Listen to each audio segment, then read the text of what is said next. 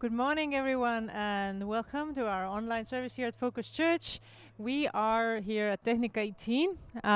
We are early and ready to welcome you.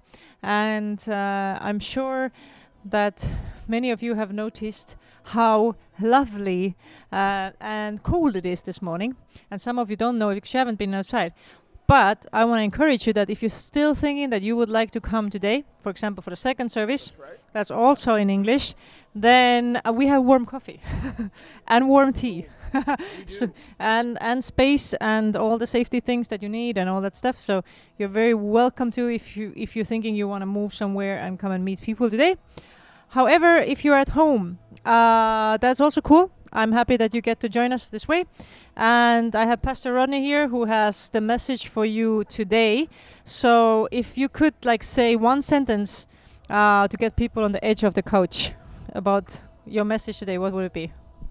Well, I'm going to talk about everybody's favorite subject, which is sex. Haha. Okay, no, we're talking about love, and yeah, that's a part of it.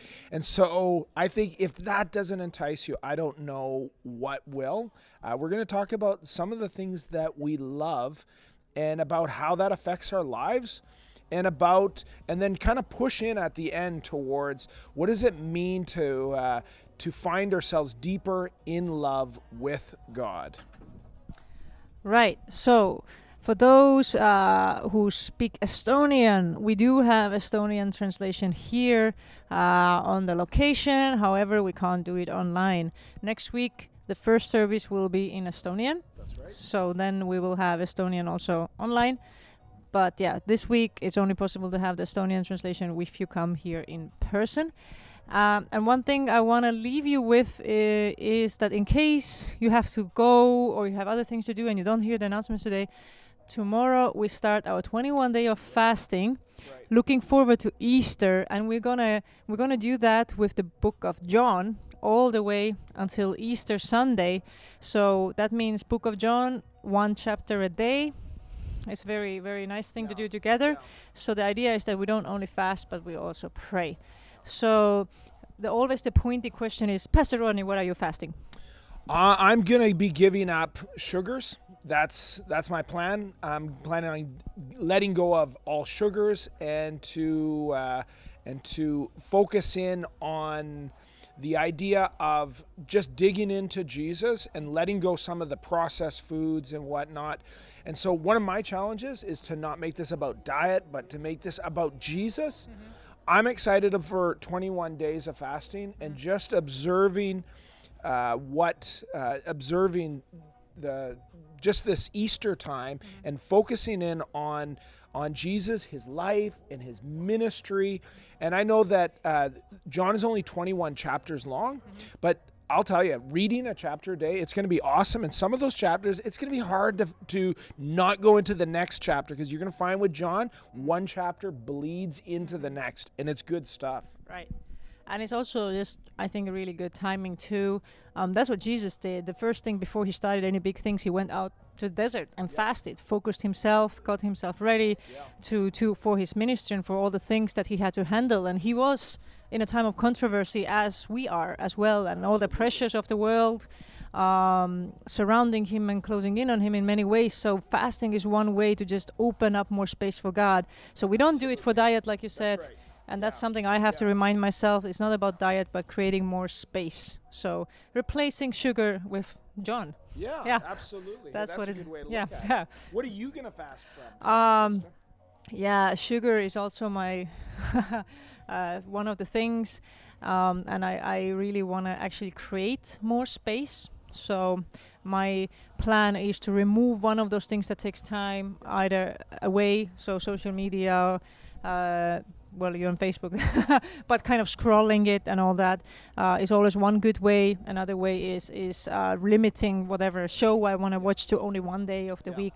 So for me, it's really about creating more space for God. That's a good idea. Yeah. One thing I want to also leave you with, that also a part of my fast is, I'm going to be reading John using my paper Bible just to avoid the distraction of notifications. The one thing I love about the paper Bible is it's an opportunity just to dig in without being interrupted. So that's also going to be a part of my fast is looking at it on paper, and of course that's always a great way to read and interact. Right, so we're going to get ready for the service now. We're going to start worship in just about 1 minute, so you still have time to get ready and maybe get your kids busy with something else. It's Rodney will be touching some touchy topics this morning. Have a wonderful Sunday. I hope you're enjoying this service, and I hope you get to join in on 21 days of prayer and fasting. We look forward to seeing you. Bye now.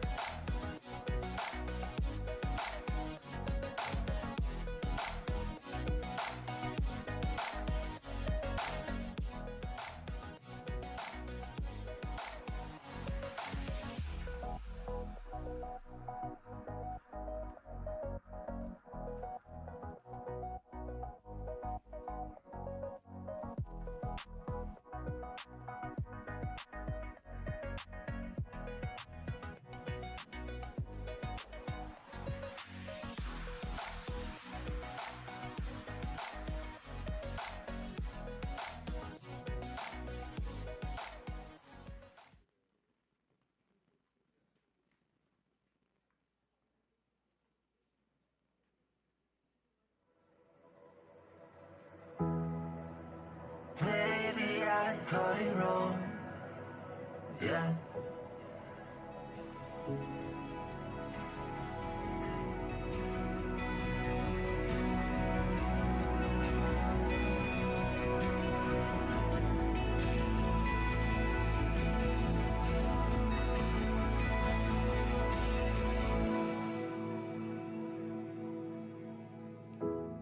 Was I ever your hero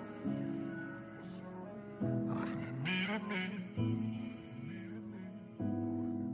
once? It's okay, you never needed me. I should've known for once.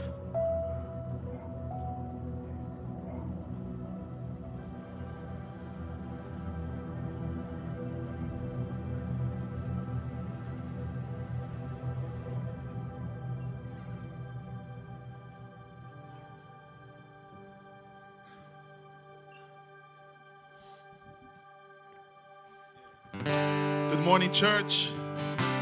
I hope you guys are doing great. I know that some of you has slept a little bit less, but let's give our hearts to God in this morning. I want to invite you to stand up and let's worship.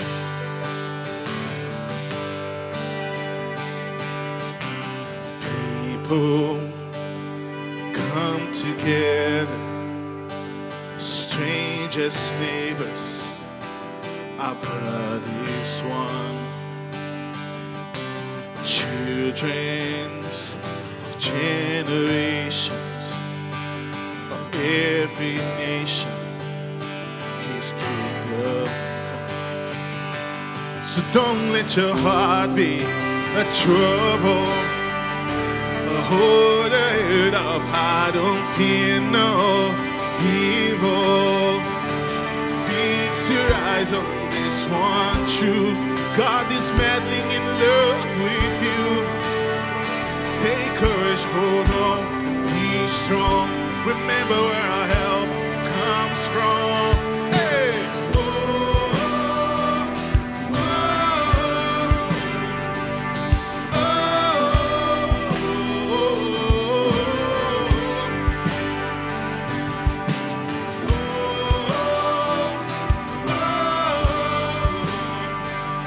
oh, oh, Jesus, Jesus, our Redeemer.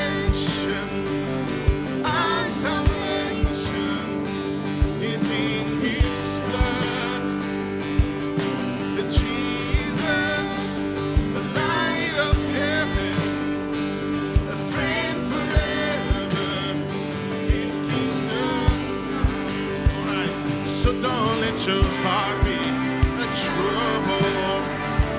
Hold it up, I don't feel no evil.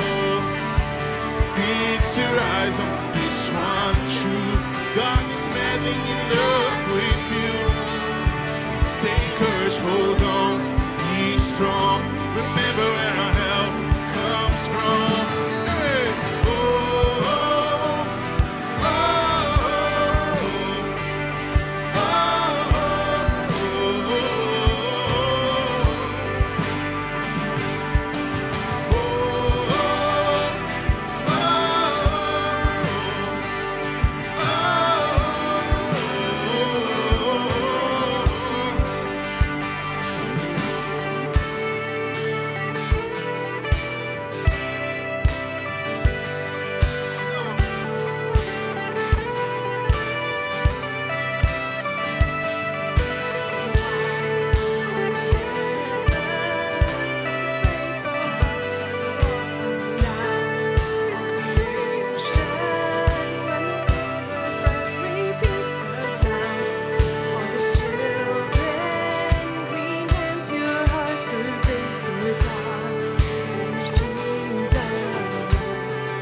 swing wild.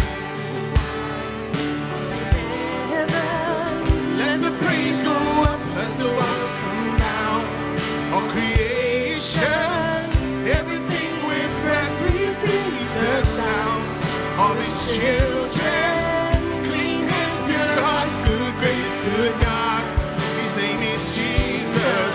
All right, everybody together, swing wide, on your heavens. Let the praise go up as the walls fall down.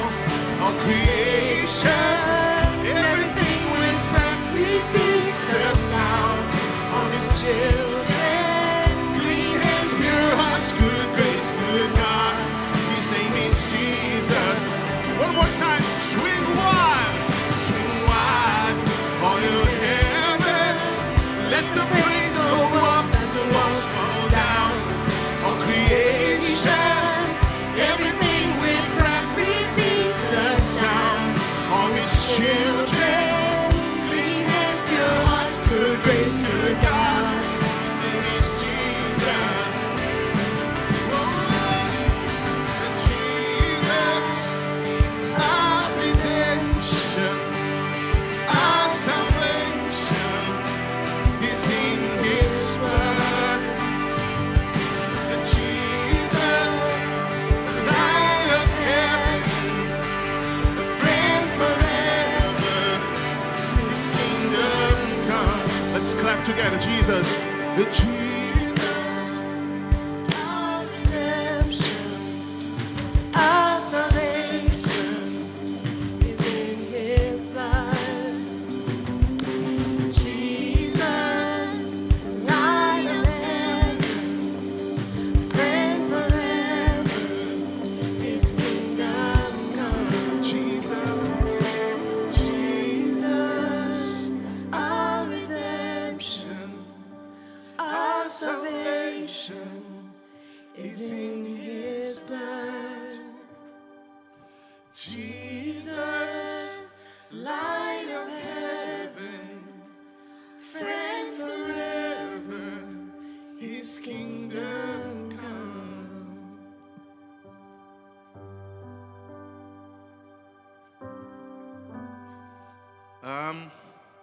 If you have kids, who Miguel is in the back. No, Cecilia is in the back. All the kids, just follow her. It's gonna be a great time. If you need translation, Kuite sovita tana tenis tus korva translation palun. There's no translation. There is translations, right?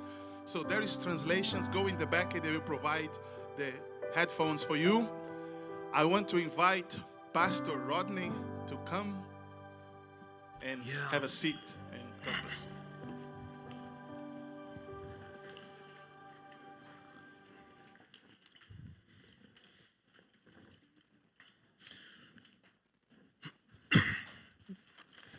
Let's just take a moment.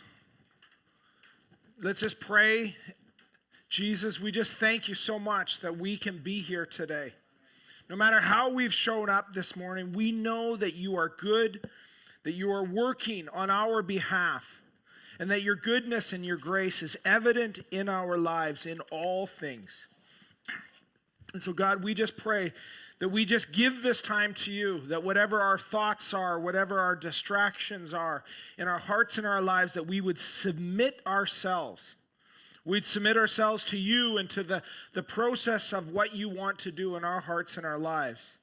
And God, let anything that doesn't honor you or represent you in the fullest and most sincere way, God, let that be laid at the side.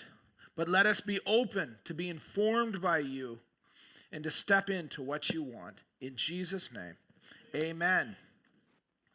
Well, good morning. It is good to be here. I want to start by saying something. I want to start by saying it's like, do we not like things that are real? Nothing is better than the real thing. You know, the real thing. The original. There are originals and there are imitations. And do we not like the originals much better than we like the substitutes? When it comes to originals versus substitutes, we want the original. When we go to the store and we're looking at the things that are there, do we not want the brands that stand for quality, that stand for, well, that have our values, or we think they have our values? Do we not want brands where they stand behind the product and they give a warranty, one of those unrealistic warranties, a lifetime warranty? I've never really understood lifetime warranty. It's kind of one of those, maybe there's details we need to be aware of. Like, whose lifetime are we talking about here? Are we talking about the product or are we talking about me? Because as I get older, I'm like, hey, it's not a big deal if this thing outlives me. Let's be honest.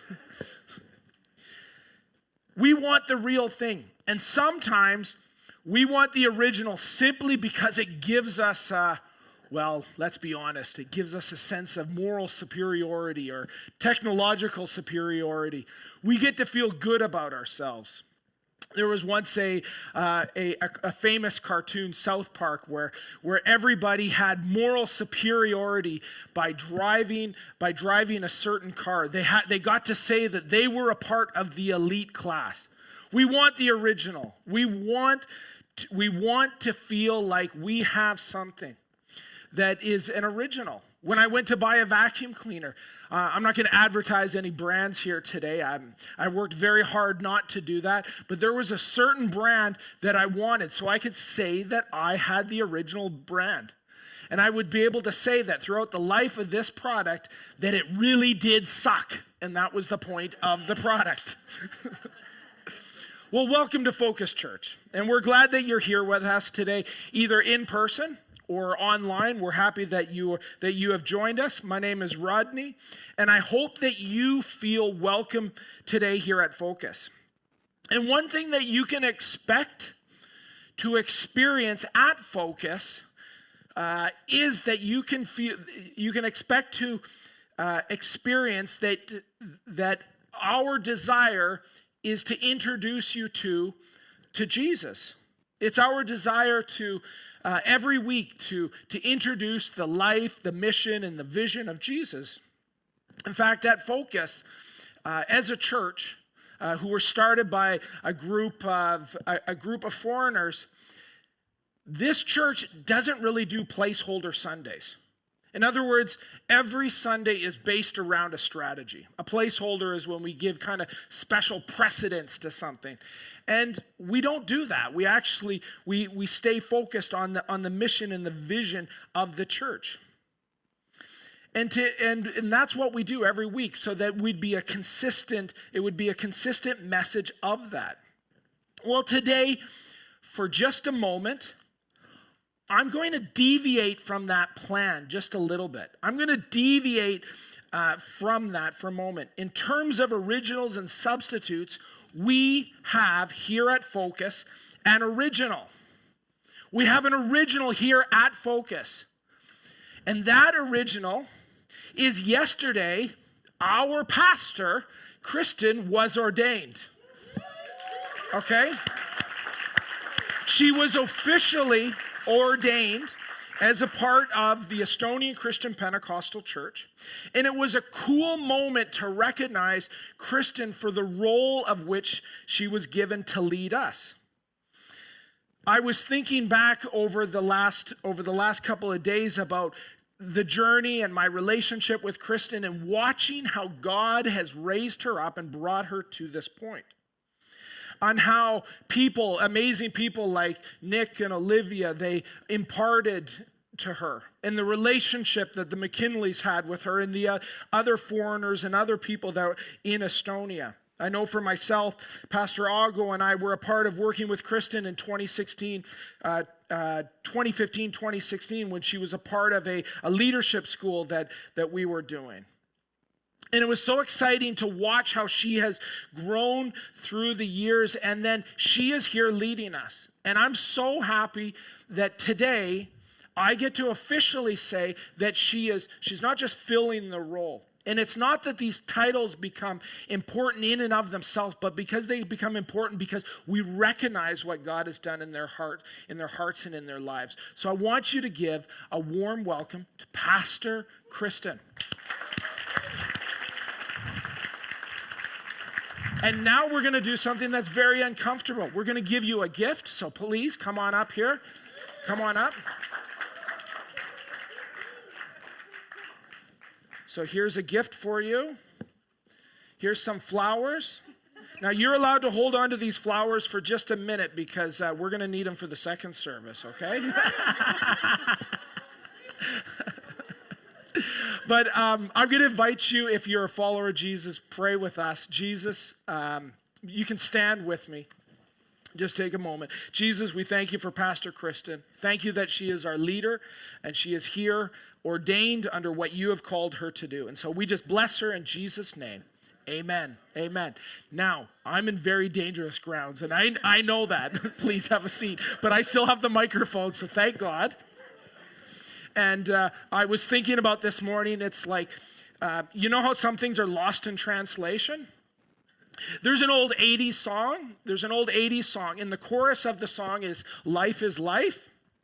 You know, I'm not going to sing, and I promised myself I wouldn't sing, but there's an old song, it's like, life is life.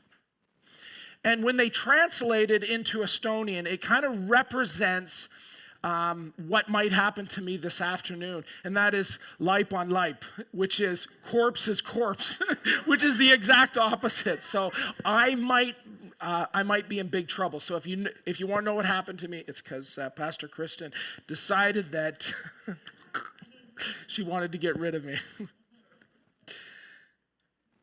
Where are we? Right, the golden rule. So today we are going to be closing out our series on the golden rule. It is a series that we've been doing on love, about who is our neighbor. We started out the whole series with week 1, and I promise not to sing, but we asked the question, what is love? And that's an almost impossible phrase to say without singing it. Exactly. Trust me, every time I've read that, I was like, don't sing it. As well, who is your neighbor? In week 2.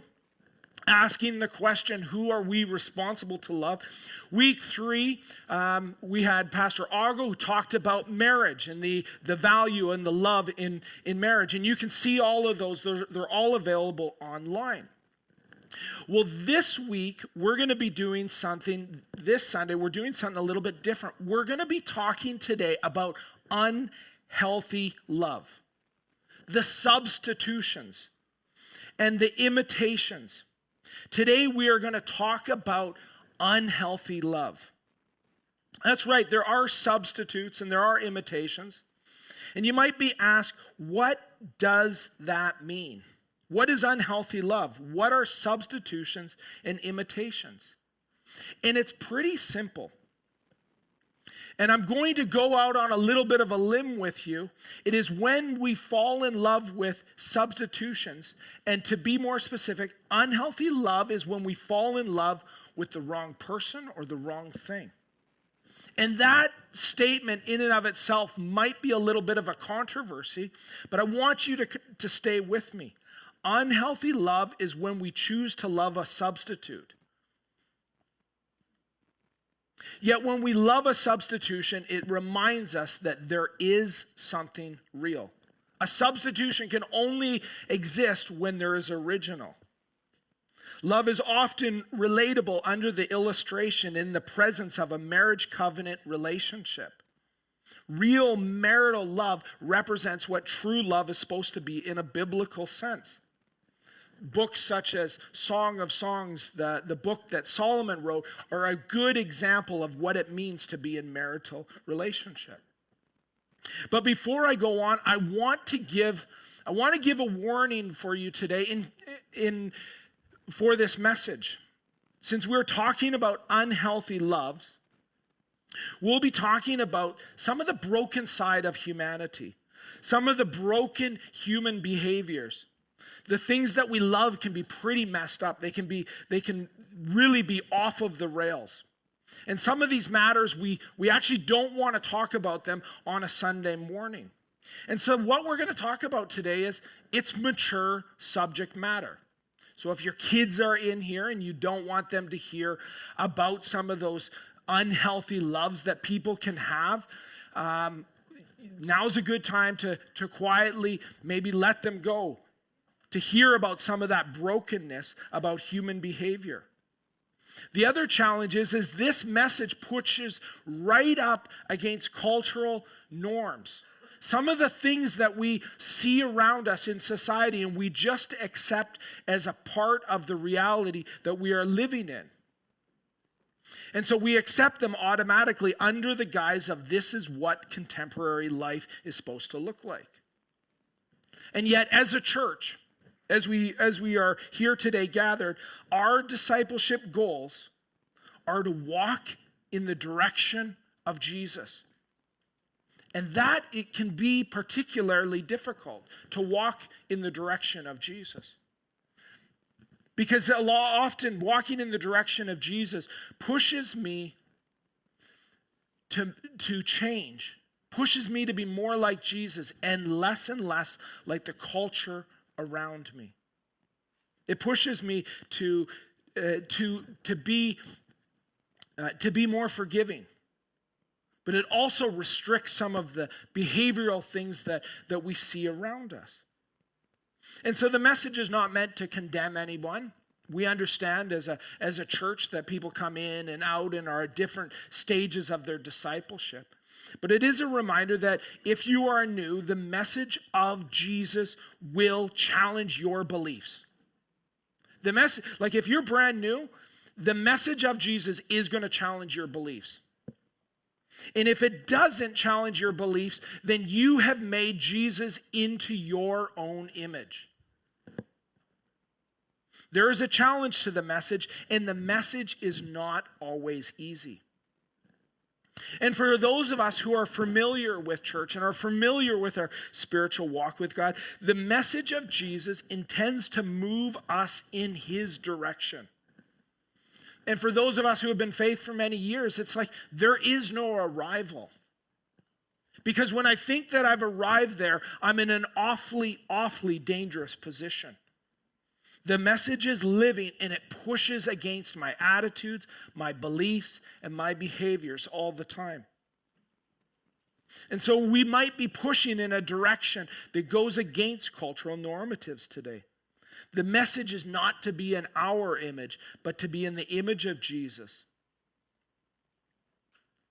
There's a question, though. That arose for me. Do we know and do we see things clearly? Do we know the difference? The only problem is when we make such moral judgment calls and we make such statements, do we know what is real and do we know what is fake? It requires an element of discernment and an element of humility in considering this message. Consider Jesus' words on the Sermon on the Mount. Jesus is speaking to those around him, and on the Sermon on the Mount in Matthew chapter 6, verses 22 and 23, he says, "The eye is the lamp of the body. If your eyes are healthy, your whole body will be full of light. But if your eyes are unhealthy, your whole body will be full of darkness. If then the light within you is darkness, how great is that darkness?" The light within you is in fact darkness if you deceive yourself and if you're not open.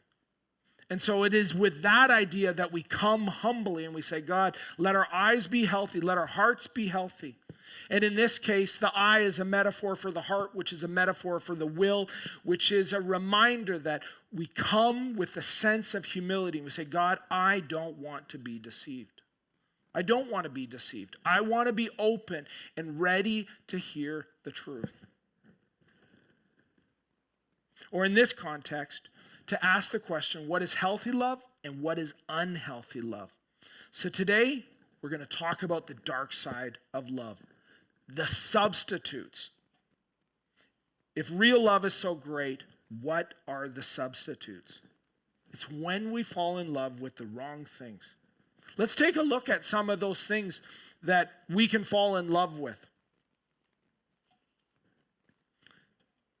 The adventure of adultery, pornography, sexual promiscuity, lusting, coveting, and lastly, idolatry. All of these things are giving up on a covenant relationship about what was spoken last week and replacing covenant relationship for a substitute. But what do they all have in common? What do each one of these things on this list? And listen, we could have made that list longer, but we're limited in the time and space that we have here this morning. At the bottom of each one of these things, at the bottom of each of these 5 things, they are based on something and they're based on a lie. Each one of these is undergirded with a lie that people believe when they engage in them. Adultery, for example, it's the big one. It's the big sin. It's the number 7 of the 10 commandments. It's the 7th one. Don't commit adultery. And yet every once in a while I hear about a Christian leader who has a relationship, an adulterous relationship, who has succumbed to this lie. This is sex that breaks the marriage covenant. And what is the lie? The lie is that sex is exciting outside of marriage. That another person is more fulfilling than their own spouse. There's a lie of excitement and adventure. And the risk, it's worth it. The other lie about it is, I deserve more. My marriage is not enough. My spouse doesn't understand me. Many who have fallen into adultery, even Christian leaders, they have come to believe a lie that they deserve it.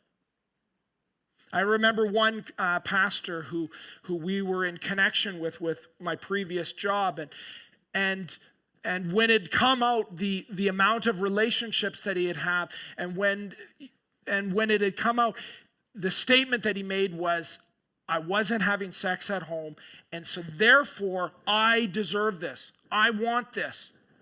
I'm important, and I deserve to have this. The problem is, with adultery is, it starts in the imagination, and your imagination and the fantasies that you develop, your marriage will never hold a candle. If you're married or if you're planning on getting married, your marriage will never hold a candle to your imagination and the fantasies that you can develop in your head. It's not even possible. It's not even close.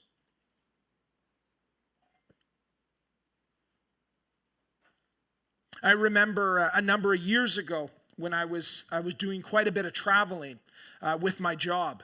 We were doing leadership development.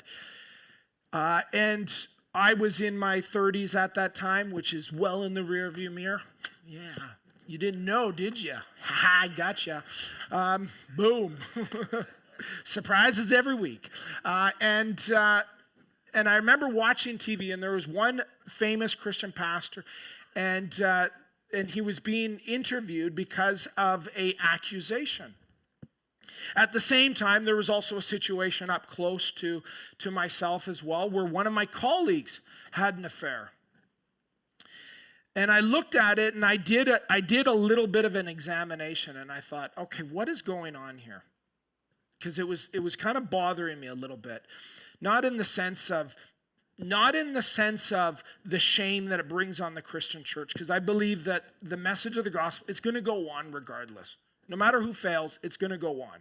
That's just the way it is. You can choose to participate in a healthy way, but it's going to go on. But I was looking at it from a personal perspective. And I was looking at what was the age of all of these people, in particularly the men, I'm a man, that were involved in adultery. And I started thinking, it's like, wait a second, there's something that happens in the late 40s, early 50s. And I remember thinking, it's like, I better develop a strategy now. And I went and I talked to a mentor, and we actually had a long, extensive conversation about this and developed a strategy about what it would mean to fortify a marriage against such a thing. Because I could see that it was a real issue that was happening in the church.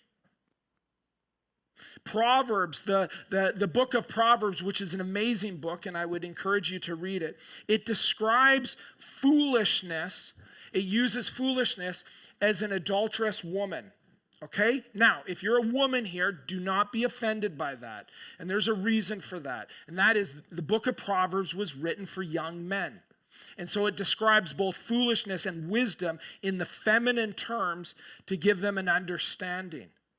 And so read it from that perspective, or give it to your husbands, or give it to your boyfriends. This is what you want to develop. But don't be particularly offended by an ancient text that reminds men to be monogamous. And it describes it in terms of adultery. But it's it's the lie, it's the excitement, it's the entitlement. What are some of the other things? Pornography, which is printed or visual material, the explicit description or display of sexual organs or activity intended to stimulate sexual excitement. What is the lie behind pornography? And believe me, it's like, I've talked to enough people about this. It's like, it's pernicious. It is nefarious. It is, on many levels, it is very dangerous. But what is the lie? One of the lies is maybe a relationship with a real person is not worth it. A shortcut to sexual intimacy can be achieved. Or maybe there is a lie based on self-worth that nobody's going to love me, and this is the closest I can get to an intimate relationship. The lie of pornography works incredibly well with brain chemistry as well too. The dopamine that is released in watching it triggers a positive feedback loop, which many people end up falling in for, and its grip on its users is powerful. For many men, it's easier to engage in sexual fulfillment through pornography than it is to face the rejection of a woman, even their own wives. Even married men have confessed to sexual fear with their spouses and have given in to the lie of pornography. I've wondered often if the rise of EDS is not related directly to pornography. The lie, it's the substitute. And we could do a whole series on pornography because it's simply ubiquitous in our culture, on pretty much every advertisement in some way or another, on soft or hard levels. I'm reminded that in the book of Proverbs, that book written to young men, in chapter 5, it says, men, do not find pleasure in another woman. We used to, when I was growing up, we used to read the Proverbs every night after dinner as a family. It was one of our family traditions. Well, in chapter 5, there's some pretty explicit sexual language about finding fulfillment in your wife's body. And I don't ever remember my dad reading that, now that I think about it. I think he skipped a few verses. Chapter 5, verse 18 and 19, in case you're wondering. What about sexual promiscuity? This is engaging in sex with someone who is not your spouse. The lie is that it is okay to engage in the highest form of sexual intimacy with somebody without being in a covenant relationship. And it's ironic that one of the most compelling cases for monogamy in the Bible comes from the book Song of Songs. It's ironic simply because the person who wrote it was Solomon, and he was somebody who had many wives and many concubines. But when you read the book, you realize this is a very compelling case for marriage, as well as Paul's writing in the New Testament. Or what if we back off just a little bit and go into something a little bit lighter, like coveting or lusting? Coveting or lusting is generally a strong sexual desire. Coveting is a yearning to possess, often in relationship to another person's possessions. What happens, again, in the realms of our fantasies? Are they within the realm of reason, or are we longing for possessions of others? Are we longing for the husband or wife of another or their possessions? In Exodus chapter 20, verse 17, it's the 10th commandment. In Exodus chapter 20, verse 7, it's not on the screen, but I'll read it to you. It says, you shall not, and this is the 10th commandment, it says, you shall not covet your neighbor's house. You shall not covet your neighbor's wife, or his male or female servant, his ox or donkey, or anything that belongs to your neighbor. And I also have this in the King James Version, the Old English. It says, you shall not covet nor his manservant, nor his maidservant. Yeah, wait for it. Nor his ox, nor his ass. Yes, I get to swear in church. Nor anything that is thy neighbor's. I told you it was adult language today. In other words, we are protectors of our neighbors and their borders. The lie in this is that somebody owns something that's going to make me happy. That's the lie in coveting and lusting.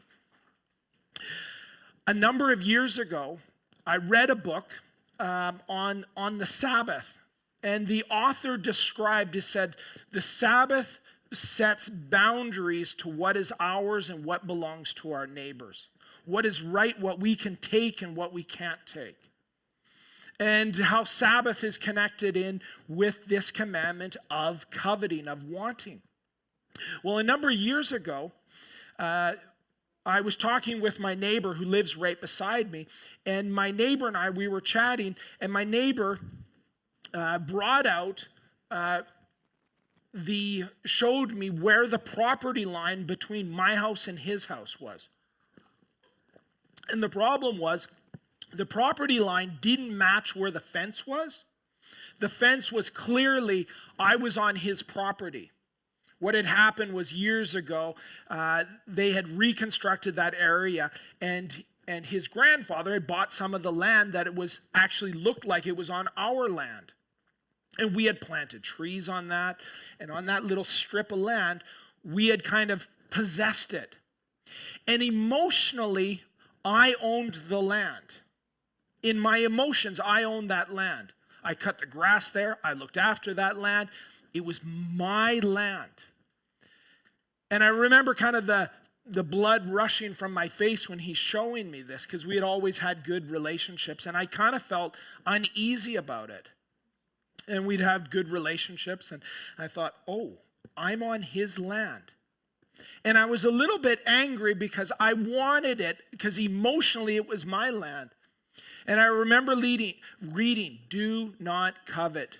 And I thought, does that include, if I don't covet, it means I am going to protect the property line of my neighbor. That's what it means. I'm going to protect what's mine, and I'm going to protect what is his. I'm going to put a boundary on it, and I'm not going to step over it. And we built the fence, we moved it back. And I remember that was the picture that I carried in my mind the entire time that we entered into that process. Don't covet, even if it emotionally feels like it is yours. So what do? There are lies at the bottom of all of our unhealthy loves. How do we move forward, and where do we go from here? Because when we look at this list, we can see that we have such potential for dark behavior. We have such potential for disruption in our lives. And when we talked about some of these unhealthy loves, we didn't even touch on some of the addictive natures, like the addictive nature of pornography. We didn't touch on how these things can grip us on so many levels. And so what we need to do is we need to make a commitment to the truth. The truth has to matter. We need a commitment to the truth, not an idea of what we want the truth to be, but make a commitment to truth, a love for truth. This sets us free to participate in healthy love. Jesus, in talking to those that loved him and his disciples in John chapter 8. And by the way, when we go in, we're going to be reading John, so you can get excited for reading John chapter 8. Jesus says to his disciples and those around him, he says, you will know the truth. Then you will know the truth if you're my follower, and the truth will set you free. The truth will set you free. Not an idea of the truth, but an actual commitment to the truth. If it's only the idea that you hold in your mind that you want to be truth, that's not truth. Truth is truth, and a commitment to that. We need to know the truth, and we need to know the truth of who we are. About what is our identity. Because also on that list, we find idolatry. There's another form of love that has gone bad. It's idolatry. It is the love that we give out that forms the basis of our identity. That's what idolatry is. It's love that we offer that helps form who we are. And the formation of our identity is connected with what we love, because that is what we worship and where we see our ideal selves. This is the idea of what happened when Moses in in Exodus in chapters 19, 20, and 21. If you want some more reading, I know I've mentioned a lot of Bible, but stay with me. It's where he leads the children of Israel. He leads them out of Egypt. He leads them out of after 400 years of slavery, and they stand at Mount Sinai where they're about to get the 10 Commandments. And their identity as a nation was formed by a new standard in Exodus chapter 20, verse 3, which is the very first commandment. The very first commandment is, you shall have no other gods before me. No other gods before me. This was a command then, and it's actually a command for us now today, to have no other gods before him. We are prone to falling in love. Not only are we prone to fall in love, but prone to fall in love with what we have in our preview of what is right before us. We fall in love with the things that we see in front of us in our limited vision.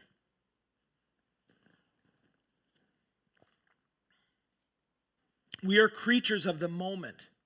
And when God is calling us to be creatures of eternity and to focus our identity. No other gods but him.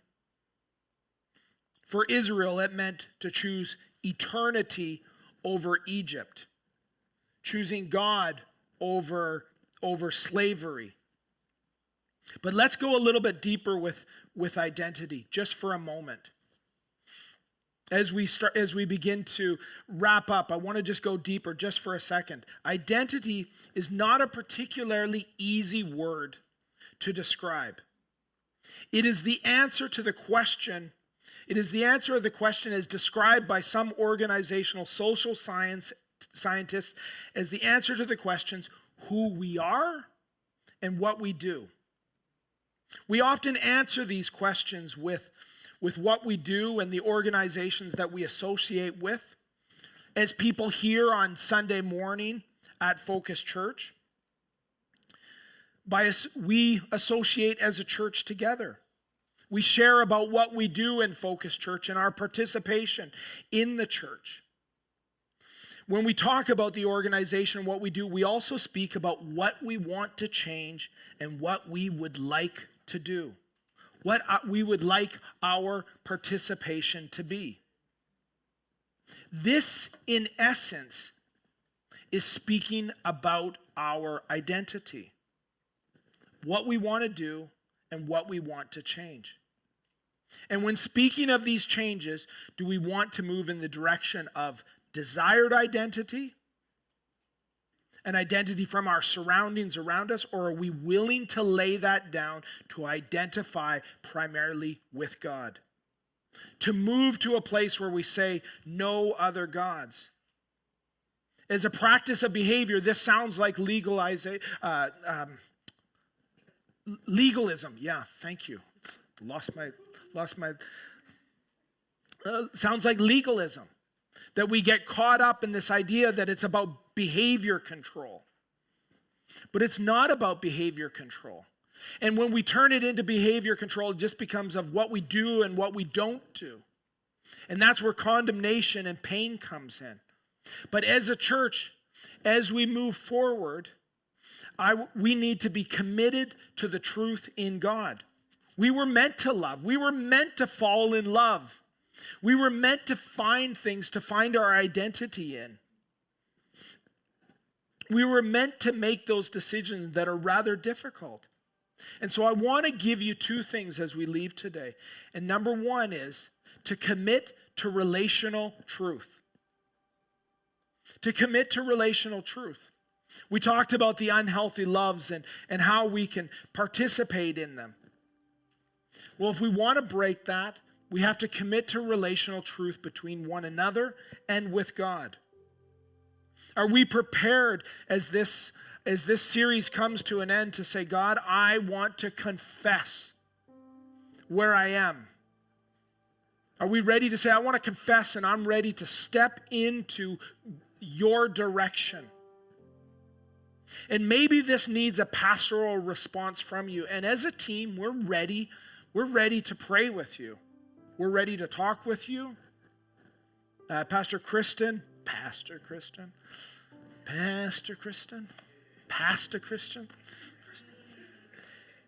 We're ready to meet with you and talk with you. We're ready to pray with you. And we're also ready to be committed to you in relational truth, of telling you what the truth is and praying with you and believing with you. And in that relational truth, maybe it means some extra difficult steps need to be taken. Maybe today's message, it struck a nerve. But remember, it's only the truth that is going to set you free, not another lie. And so commit to relational truth. Maybe between one another and the choices that you're making. But as a church, let's be committed to relational truth. Are we prepared? Are we prepared to repent and to change? And the second thing I want to challenge you to do is to make a trade. To trade the idols that are in front of us, whatever it is, and trade it for the real thing. To make a decision and go, God, I want to trade this thing that I'm in love with, that I find my identity. I want to trade it. I want to trade it for you and a love for you. And so tomorrow, we're going to be doing something as a church, and I really want to encourage you to participate in it. We've talked about it for a few weeks now, and it's the 21 days of fasting before Easter. I've been trying to observe this. This fast since Ash Wednesday, and I will just say that I've failed many times, but I'm going to stay on it. And that fasting is a time of where we trade a little piece of maybe our food, our social network, the appetites that we have. We trade some of those appetites and we trade them in for a relationship with God to push into Him. It's not a mechanicalistic trade, but it's a relational trade of saying, God, I want to focus in on you. So make a trade. As we go into this time of fasting. Tomorrow we're going to start and we're going to read one chapter of John throughout until Easter. Because John has 21 chapters and there's 21 days before Easter to read one chapter of John a day. But to make a trade. And so those are the two things I want to give you today is commit to relational truth, be committed to that, to the relationships that are in front of you, to that healing and confession that might need to take place. And the second thing is make a trade and step forward into God. So I want to close out with prayer. And maybe today it's been a little bit challenging. Maybe there's something to think about. Maybe there's something that it's like, man, I've been participating in some of those things and I do want to move in that direction. We just want to challenge you today. And there's no condemnation, but this is a place to move in discipleship with Jesus. Let's close in prayer and I'll ask the worship team to come back. So Jesus, we just thank you that we can be here this morning. That we can be connected in with you and what you want to do. And God, we do fall in love with things that are less than helpful for us.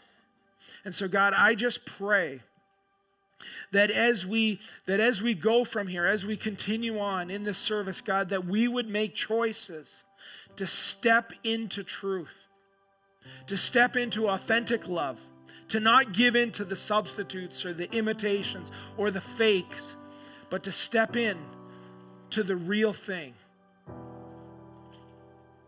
In your name, amen.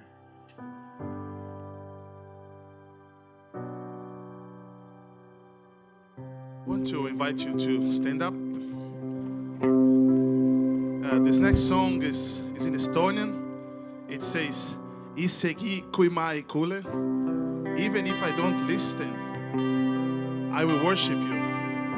I think this message that we just listened, being very vulnerable, most of us have been at least tempted to fall into one of those things that he mentioned. So as we sing this song, surrender your life, be vulnerable, ask for forgiveness, and let this message soak into your heart. Amen.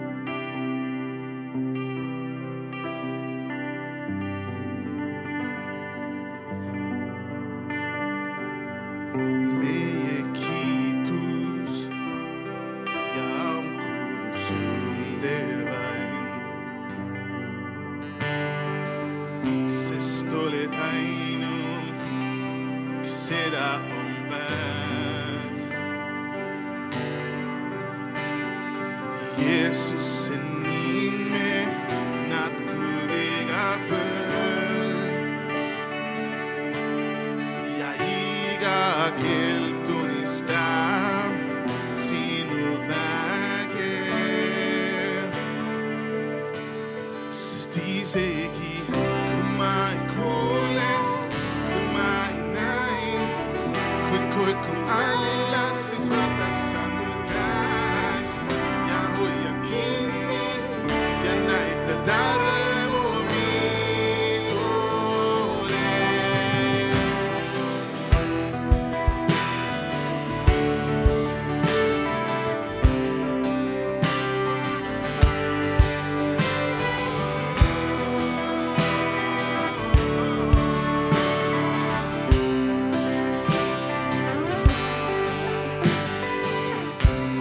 Bustano mismeye ketlelam getu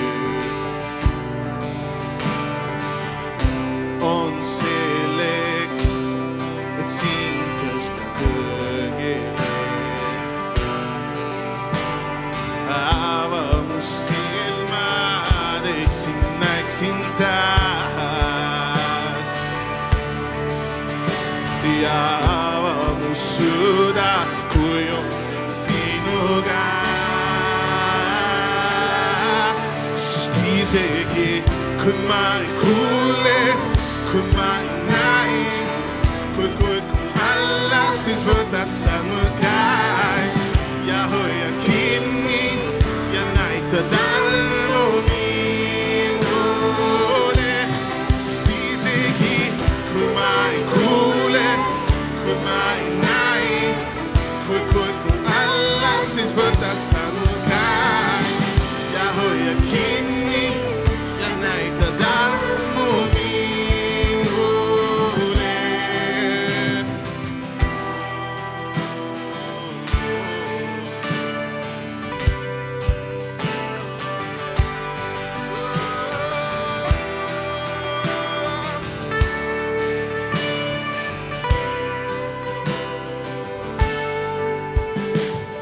Jesus mitt tema veit sina kunnat min Jesus mitt tema veit sina kunnat min Jesus mitt tema veit sina kunnat min Jesus mitt tema veit sina kunnat min Jesus mitt tema veit sina kunnat min Jesus mitt tema veit sina kunnat min Jesus Jesus mitt tema veit sina kunnat min Jesus mitt tema veit sina kunnat min Oh, sistizeki kumai kule kumai nai Kukuk Allah sis vertasamukais Yahoya kini ya naita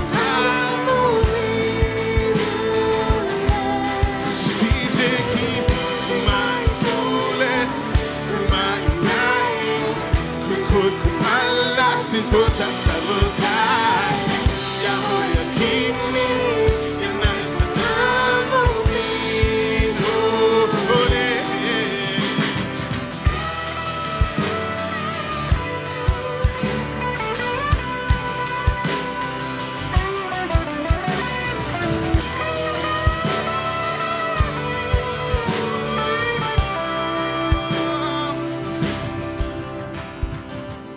There's no shadow you won't light up, mountain you won't climb up, coming after me.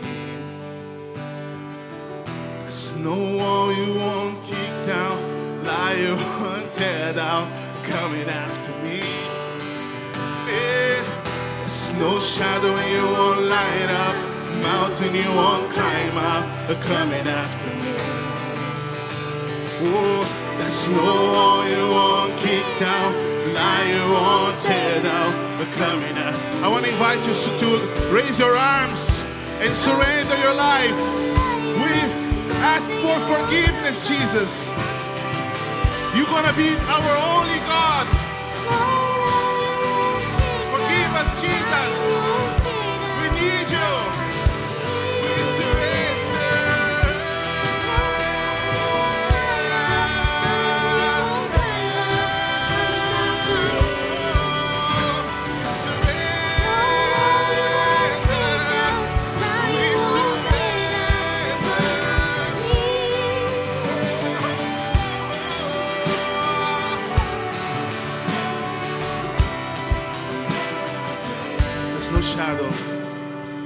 There's no shadow you won't light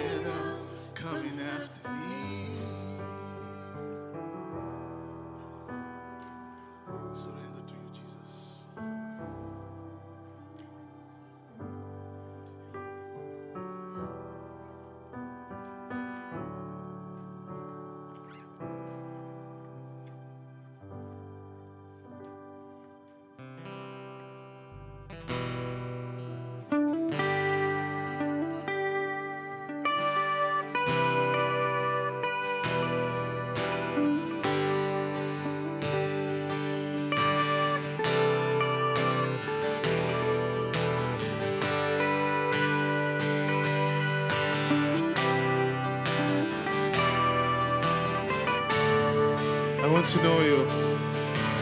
I want to know you every moment more and more, to stand in your presence and adore. Show us your glory. Our hearts desire more of you. We long for your presence, Lord. To the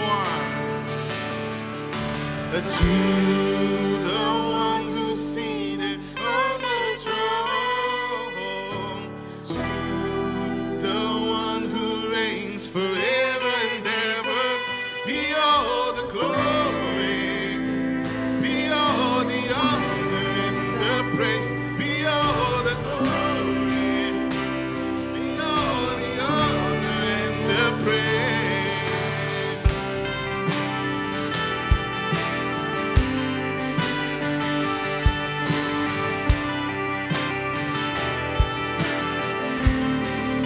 I want to know you. Yes, I want to know you. Every moment more and more, to stand in your presence and adore. Show us. Your glory, our hearts desire more of you.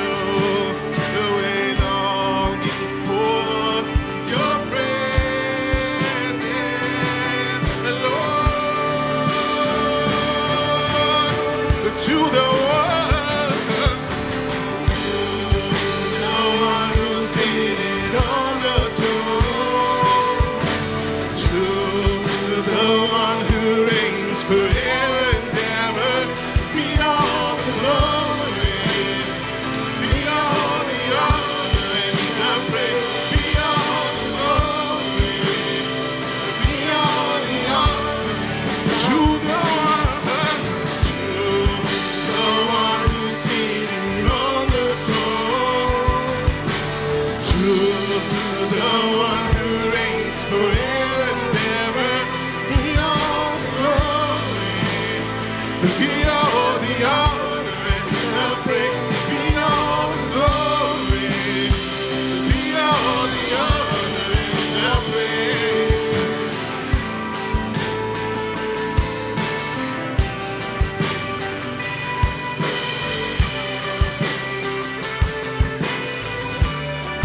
Holy, holy, holy, holy, holy, holy are you, Lord. Holy, holy, holy, holy, holy are you, Lord. Raise your hands and surrender to Him. Oh, holy, holy, holy, holy, holy are you, Lord. Puha, puha, puha, puha, puha, puha, puha, holy Son. Puha, hey, puha, puha, puha, puha, puha, holy Son. Santo, Santo, Santo, Santo, Santo, Santo, eres tú.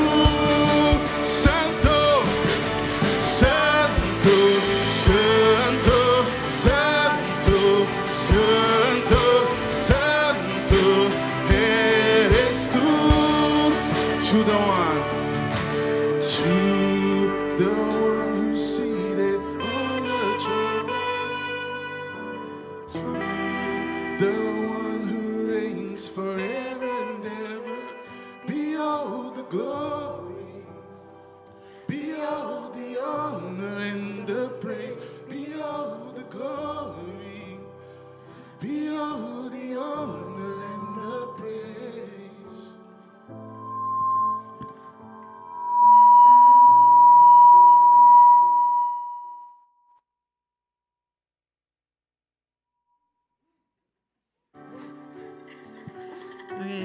Yeah, that was. Yeah.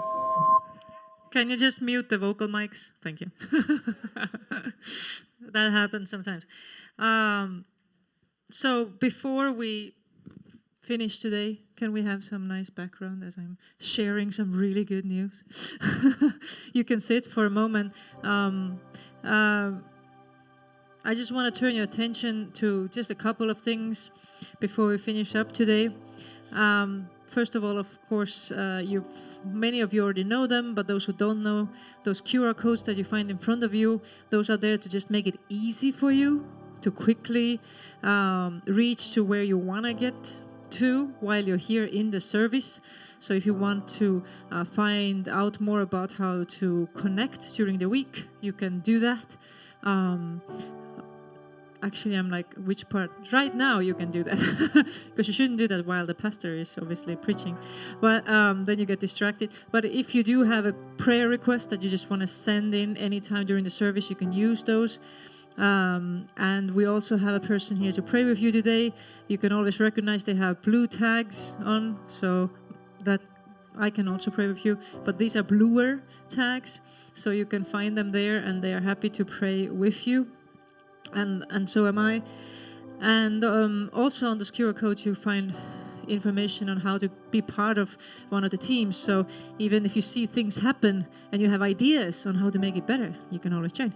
So it's all 100% volunteers that make Focus Church happen. So it's a fun group to be part of every Sunday. Yeah. So it's a very fun service today. I like this.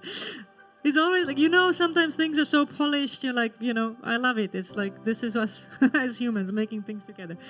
And if you're new here, we want to welcome you by giving you a gift. The welcome table or we call it the next steps table. It's right outside here. If you go, as soon as you go out from the door, you can see it. And it's a gift to just say thank you for coming. And like Rodney already mentioned, tomorrow morning, we're going to start with 21 days of prayer and fasting that takes us all the way to Easter. So Easter Sunday is on the 17th. So it's just a way to really walk with Jesus. And the great way to do that is to use the Gospel of John that tells us about Jesus' life and some of the main teachings that he taught. So it's almost like we can journey with him over those 21 days until the moment of resurrection. And the idea of the fasting, like Rodney also pointed out, it's not, to get extra healthy or maybe only to just get rid of something, but it's really to replace it, to trade it in and with more time with God and prayer, right? So that's why we put there 1 chapter a day.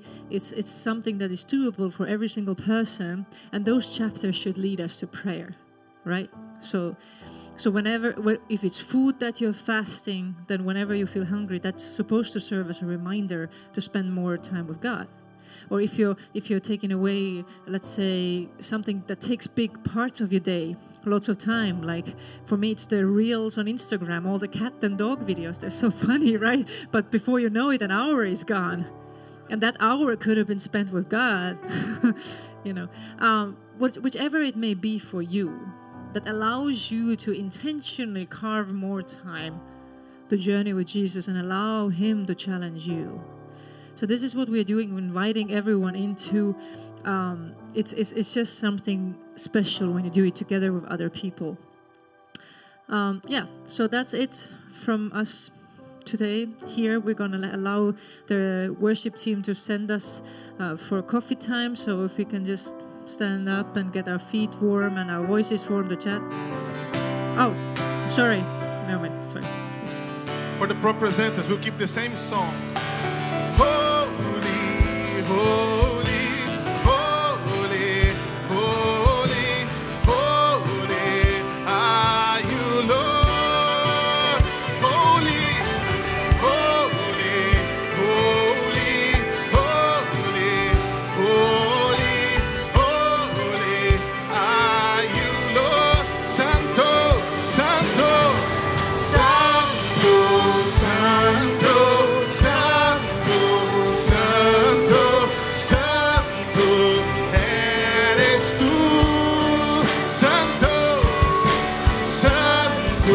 Santo, Santo, Santo, Santo, eres tú, to